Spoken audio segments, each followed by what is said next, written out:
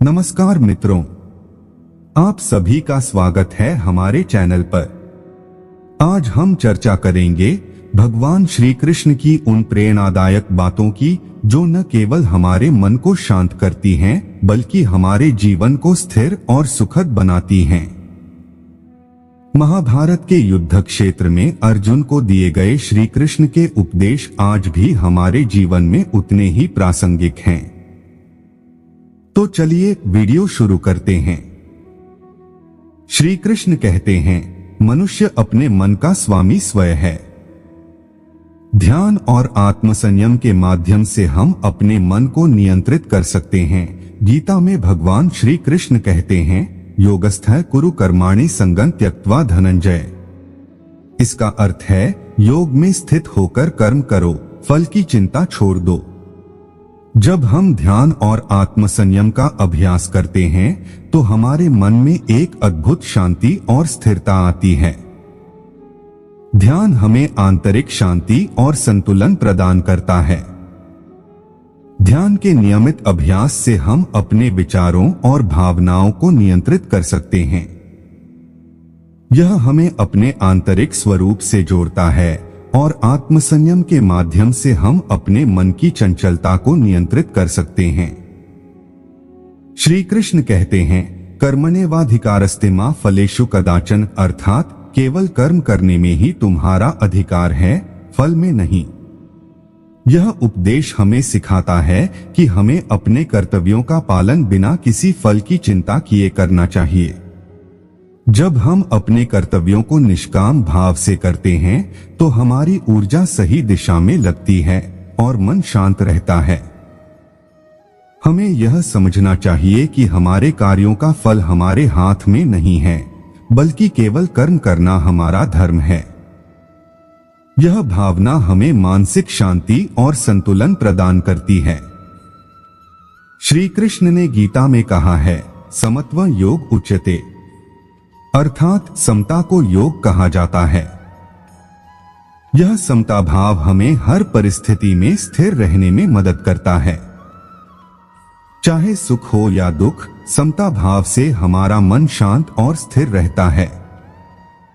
समता भाव हमें जीवन के उतार चढ़ाव में स्थिरता बनाए रखने में मदद करता है। यह हमें सिखाता है कि हमें न तो सफलता में अति उत्साहित होना चाहिए और न ही असफलता में निराश होना चाहिए। जब हम समता भाव को अपनाते हैं तो हमारे मन में एक अद्भुत संतुलन और शांति बनी रहती है। श्री कृष्ण की भक्ति और समर्पण का महत्व अद्वितीय है। वह कहते हैं, सर्वधर्मान परित्यज्य मामेकं शरणं व्रज, अर्थात सभी धर्मों को छोड़कर मेरी शरण में आ। भक्ति और समर्पण से हमारे मन में स्थिरता और शांति आती है। भक्ति हमें आत्मसमर्पण और विनम्रता सिखाती है। जब हम अपनी सभी चिंताओं और समस्याओं को भगवान के चरणों में अर्पित कर देते हैं तो हमारे मन में एक अद्भुत शांति और स्थिरता आती है। भक्ति से हमें एक नई ऊर्जा और उत्साह मिलता है, जिससे हमारा जीवन संतुलित और सुखद बनता है। श्री कृष्ण ने माया और वास्तविकता के बीच का भेद बताया है।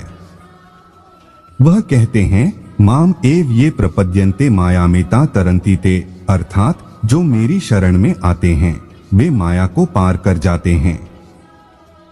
यह समझ हमें जीवन के भ्रम से मुक्त करती है और मन को स्थिर बनाती है।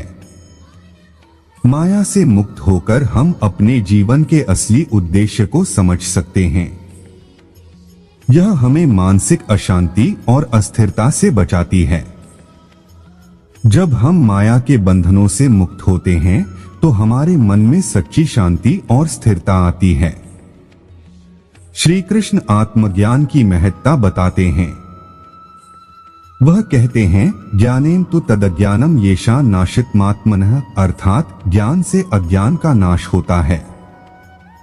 आत्मज्ञान से हम अपने सच्चे स्वरूप को पहचानते हैं और मन में स्थिरता आती है। आत्मज्ञान हमें अपने वास्तविक स्वरूप और जीवन के उद्देश्य को समझने में मदद करता है। जब हम आत्मज्ञान प्राप्त करते हैं तो हमारे मन में एक अद्भुत शांति और संतुलन आता है।